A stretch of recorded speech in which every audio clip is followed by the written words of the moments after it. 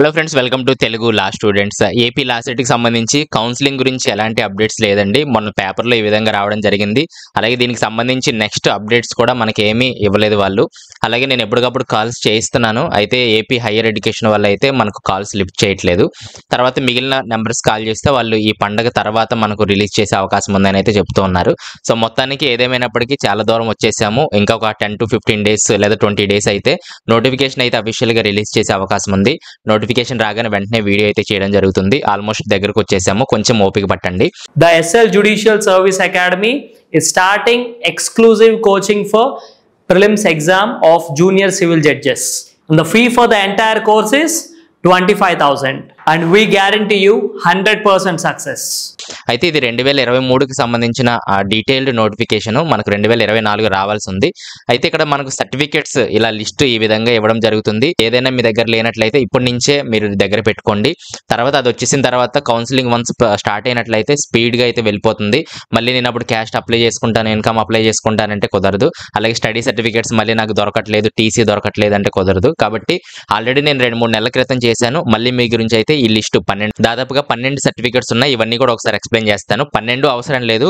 ఎవరైతే అప్లికబుల్ ఉన్నారో వాళ్ళు కొన్ని మిస్ చేసుకున్నా లేదా తెచ్చుకున్నా ప్రాబ్లం లేదు. అవన్నీ కూడా ఎక్స్ప్లెయిన్ చేస్తాను. మొదటగా మనకి ఏపీ లా సెట్ 2024కి సంబంధించిన ర్యాంక్ కార్డు అలాగే హాల్ టికెట్ ఈ రెండు కూడా మీరు డౌన్లోడ్ చేసి పెట్టుకోవాలి. ఇది బ్లాక్ అండ్ వైట్ ఉన్న ప్రాబ్లం లేదండి, అవి ఒరిజినల్ గానే కన్సిడర్ చేస్తారు. సెకండ్ పాయింట్ వచ్చేటప్పటికి ఇక్కడ డిగ్రీకి అలాగే ఇంటర్మీడియట్ కి సంబంధించి ఇచ్చారు. ఎవరైతే 3 years డిగ్రీ మీద 3 years LLBకి అప్లై చేశారో వాళ్ళకి ఒక పాస్ సర్టిఫికేట్ అడుగుతున్నారు. డిగ్రీ వాళ్ళకి అంటే పాస్ అంటే ప్రొవిజనల్ సర్టిఫికేట్ గానీ ఓడి సర్టిఫికేట్ గానీ వాళ్ళకి పాస్ అయినట్లు ఇస్తారు, అది ఉండాలి. నెక్స్ట్ మెమోరాండమ్ ఆఫ్ మార్క్స్, డిగ్రీకి సంబంధించి మార్క్స్ మెమో, ఈ రెండు మీరు డిగ్రీ వాళ్ళ దగ్గర పెట్టుకోండి. ఇంటర్ వాళ్ళు ఏంటంటే ఈ పాస్ సర్టిఫికేట్ రాదు కానీ మార్క్స్ మెమో అయితే వాళ్ళ దగ్గర ఉంటుంది. కాబట్టి ఇంటర్మీడియట్ వాళ్ళు మార్క్స్ మెమో అయితే దగ్గర పెట్టుకోండి. నెక్స్ట్ ట్రాన్స్ఫర్ సర్టిఫికేట్ చాలా ఇంపార్టెంట్, టీసీ అంటారు. ఇది ఉంటేనే మీరు నెక్స్ట్ LLBలో అడ్మిషన్ తీసుకోగలరు, వారు కూడా జాయిన్ చేసుకుంటారు. ఇది లేకపోతే చాలా కష్టం. ఒకవేళ లేని పక్షంలో కాలేజీకి వెళ్ళి ప్రాసెస్ కనుక్కోండి.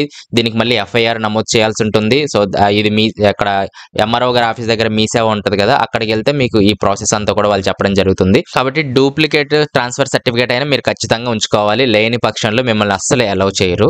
నెక్స్ట్ ఫోర్త్ వచ్చేసి అందరికీ 10th class marks memo, degree కానీ ఇంటర్ కానీ 10th క్లాస్ మార్క్స్ మెమో అనేది దగ్గర పెట్టుకోండి. నెక్స్ట్ మెయిన్ గా స్టడీ సర్టిఫికేట్స్ అండి. ఇది లాస్ట్ 7 years చూస్తారు. 7 years ఎందుకు అంటే ఈ 7 years మీరు ఎక్కడ చదివి ఉన్నారో దాన్ని బట్టి మీ లోకల్ ఏరియానా లేదా నాన్ లోకల్ ఏరియానే వాళ్ళు డిసైడ్ చేయడం అయితే జరుగుతుంది. సో డిగ్రీ వాళ్ళు ఎవరైతే అప్లై చేశారో వారు 9th క్లాస్ నుంచి డిగ్రీ వరకు స్టడీ సర్టిఫికేట్స్ అయితే కావాలి. ఇవి ఎక్కడ దొరుకుతాయంటే మీరు ఎక్కడైతే చదివారో ఒకవేళ మీ దగ్గర ఉంటాయి, మిస్ అయినట్లయితే ఎక్కడైతే చదివారో ఆ కాలేజీకి ఇప్పుడు వెళ్ళినా సరే మీ రిజిస్ట్రేషన్ నెంబరు అంటే జిరాక్స్ పట్టుకెళ్తే వాళ్ళు ఒరిజినల్ రాసిస్తారు, అది పెద్ద ప్రాబ్లం లేదు. అలాగే ఓల్డ్వి ఒరిజినల్ ఉన్నా పర్వాలేదు, జిరాక్స్లు అయితే వద్దు, ఒరిజినల్ పెట్టడానికి అయితే ప్రయత్నం చేయండి. అలాగే ఇంటర్మీడియట్ వాళ్ళు అయితే లాస్ట్ 7 years అంటే 6th to ఇంటర్మీడియట్ వరకు స్టడీ సర్టిఫికేట్స్ కంపల్సరీగా మీకు ఉండాల్సి ఉంటుంది. ఒకవేళ లేని పక్షంలో మీ స్కూల్ ఆర్ కాలేజ్కి వెళ్ళి అది రాయించుకొని పెట్టుకుంటే సరిపోతుంది. నెక్స్ట్ 6th పాయింట్ వచ్చేసి రెసిడెన్స్ సర్టిఫికేట్ 7 years అని అడుగుతున్నారు. ఈ రెసిడెన్స్ సర్టిఫికేట్ ఏంటంటే లోకల్లో చదివిన వారికి ఏమీ అవసరం లేదు, కానీ కొంతమంది హయ్యర్ స్టడీస్ కి అదర్ స్టేట్స్ వెళ్తా ఉంటారు. ఇప్పుడు డిగ్రీ అనుకోండి చెన్నైలో చేస్తారు కొంతమంది. ఇప్పుడు 3 years మనం చేసినా సరే అక్కడ మనకు నాన్ లోకల్ అని పడిపోతుంది. మీకు ఇప్పుడు అందరికీ ఇలా నాన్ లోకల్ పడుతుంది. ఇప్పుడు దాన్ని లోకల్ గా ప్రూవ్ చేయాలంటే మీకు రెసిడెన్స్ సర్టిఫికేట్ కావాలి. రెసిడెన్స్ ఎప్పుడు ఇస్తారంటే మీరు మాత్రమే అదర్ స్టేట్స్ కి వెళ్ళి చదువుకున్నారు, మీ పేరెంట్స్ ఆంధ్రప్రదేశ్ లోనే ఉంటున్నారు అనుకున్నప్పుడు మాత్రమే వాళ్ళు రెసిడెన్స్ సర్టిఫికేట్ ఇస్తారు. MRO గారి ఆఫీసులో ఇస్తారు. MRO గారి దగ్గర ఉండే మీ సేవ ఆఫీస్కి వెళ్ళి మీరు కనుక్కున్నట్లయితే రెసిడెన్స్ సర్టిఫికేట్ గురించి వాళ్ళు చెప్పడం జరుగుతుంది. ఈ మధ్యకాలంలో 7 years అయితే ఎవరు ఇవ్వట్లేదు అని కూడా చెప్తున్నారు, 1 or 2 years ఇస్తున్నారు. కాబట్టి ఒక్కసారి మీకు నాన్ లోకల్ అని పడిందంటే దాన్ని లోకల్ గా మార్చడం చాలా కష్టం.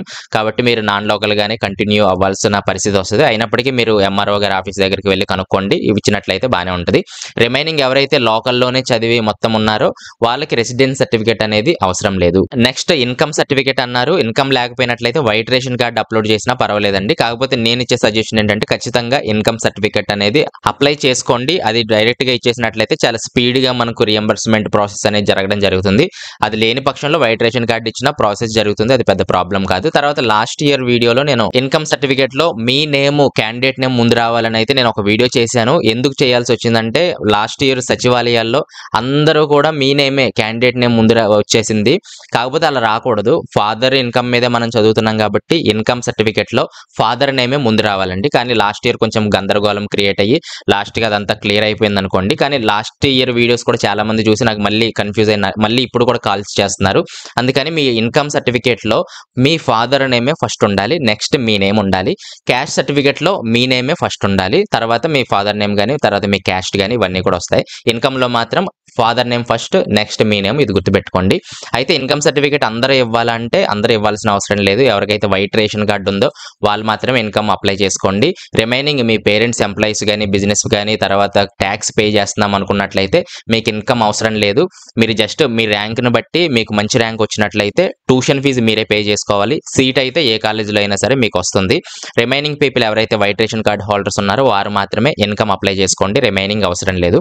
Next Aadhaar card or any govt ID అనేది వాళ్ళు అడుగుతున్నారు, ఇది కూడా ఒరిజినల్. నెక్స్ట్ 9th వచ్చేసి క్యాస్ట్ సర్టిఫికేట్ అనేది అందరూ అప్లై చేసుకోండి. ఒకవేళ ఇన్కమ్ హైయర్ ఇన్కమ్ ఉన్న ఏదైనా సరే క్యాస్ట్ ఒకటే ఉంటుంది కాబట్టి అందరూ అన్ని క్యాస్ట్ వాళ్ళు కూడా క్యాస్ట్ సర్టిఫికేట్ మీరు అప్లై చేసుకొని అప్లోడ్ చేయాల్సి ఉంటుంది. నెక్స్ట్ స్పోర్ట్స్ కేటగిరీ పర్సన్స్ ఎవరైతే ఉన్నారో వారు కూడా మీ సర్టిఫికేట్స్ సిద్ధం చేసుకోండి. తర్వాత మైనారిటీ కేటగిరీ ముస్లిం కానీ క్రిస్టియన్ కానీ ఎవరైతే ఉన్నారో వారు టీసీలో మీ మైనారిటీ స్టేటస్ ఉంటుంది. ఎస్ఎస్సి అని అడుగుతున్నారు, ఎస్ఎస్సి ఒరిజినల్ ఉండదు కాబట్టి లాస్ట్ టీసీ ఏదైతే ఉందో అందులో మీ మైనారిటీ స్టేటస్ ఉంటుంది, అది అప్లోడ్ చేయొచ్చు. నెక్స్ట్ ఈడబ్ల్యూ సర్టిఫికేట్ ఎవరికైతే అప్లికబుల్ ఉన్నారో అంటే ఓసీ క్యాండిడేట్స్ ఉంటారు కదా, సంవత్సరానికి 8 lakhs బిలో ఉన్నట్లయితే వాళ్ళకి ఈడబ్ల్యూఎస్ ప్రొవైడ్ చేయడం జరుగుతుంది. అంటే ఎకనామికల్లీ వీకర్ సెక్షన్ అని చెప్పి అది ఇస్తారు. అయితే ప్రస్తుతానికి మరి అందరికి ఇచ్చేస్తున్నారు. Last year Jagananna Vasathi Deevena Vidya Deevena OC కానీ బీసీ కానీ అందరికీ కూడా ఇచ్చేశారు. అప్పుడు ఈడబ్ల్యూఎస్ పెద్దగా పట్టించుకోలేదు. అయినప్పటికీ ఎవరైతే అప్లికబుల్ ఉన్నారో వారు మీరు పెట్టుకున్నట్లయితే అది కూడా అప్లై చేసుకుంటే మేబీ ఈ సంవత్సరం ఎలా చేంజ్ అవుతుందో తెలియదు కాబట్టి ఈడబ్ల్యూఎస్ కూడా కంపల్సరీగా అప్లై చేసి పెట్టుకోండి. సో ప్రస్తుతానికి సర్టిఫికేట్స్ అన్ని కూడా ఇవి మీరు ఆన్లైన్ వెరిఫికేషన్ లో అప్లోడ్ చేయాల్సి ఉంటుంది. వాళ్ళు అన్ని కరెక్ట్ గా ఉన్నట్లయితే వెరిఫై చేసి మీకు కౌన్సిలింగ్ కాలేజెస్ సెలెక్ట్ చేసుకోవడానికి అవకాశం కల్పిస్తారు. అక్కడ సెలెక్ట్ చేసుకొని మీరు ఆ కాలేజీలో జాయిన్ అవ్వాల్సి ఉంటుంది. ఈ ప్రాసెస్ అంతా చాలా వీడియోస్ మనం స్టార్ట్ అయితే చాలా వీడియోస్ అయితే మీకు అందుబాటులో వస్తాయి, పెద్ద ప్రాబ్లం లేదు. ఇందులో ఏమైనా కామెంట్స్ ఉన్నట్లయితే నేను ఏదైనా మర్చిపోయినట్లయితే కింద అడగడానికి ప్రయత్నం చేయండి, రిప్లై ఇవ్వడానికి అయితే ట్రై చేస్తాను. మిగిలిన అన్ని విషయాలు కూడా నెక్స్ట్ వీడియోలో మనం మాట్లాడుకుందాము. కాబట్టి ఏపీ లా సెట్ అనేది త్వరలోనే ప్రారంభం కానుంది. ఇవన్నీ కూడా రెడీ చేసి పెట్టుకోండి. నెక్స్ట్ వీడియోలో మళ్ళీ కలుస్తాను. Thanks for watching. Hello to all the judicial aspirants. Junior civil judge exam prelims exam రాద్దాం అనుకుంటున్నారా? కానీ చాలా డిఫికల్ట్గా ఫీల్ అవుతున్నారా? అయితే నా SL Judicial Service Academy is starting intense crash course for Junior Civil Judge Prelims Examination. The course duration is for 3 months. The live streaming will be given to each and every student along with 4K quality recorded classes. And daily mock test will be conducted along with weekly mock test and the monthly mock tests. Every week you'll be having a guest lecture from judicial officers who are sitting and also retired to give you inputs about how to prepare for Junior Civil Judge Prelims Examination. This course is entirely based on how to prepare for prelims exam. A academy కూడా మీకు prelims exam preparation కోసం coaching ఇవ్వదు. But the SL Judicial Service Academy is starting exclusive coaching for prelims exam of junior civil judges.